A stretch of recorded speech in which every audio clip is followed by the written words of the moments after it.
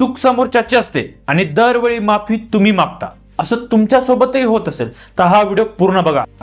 समोरच्या व्यक्तीशी भांडण होऊ नये किंवा ती व्यक्ती तुमच्यापासून दूर जाऊ नये, त्यामुळे तुम्ही स्वतःचा स्वाभिमान विकायला तयार होता आणि यालाच सायकोलॉजीमध्ये द सबमिशन लूप म्हणतात.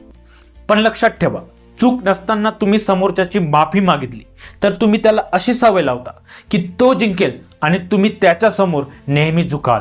जर पुढच्या वेळी तुमची चूक नसताना तुम्हाला चुकीचे ठरवण्यात आले तर एक साधा नियम वापरा.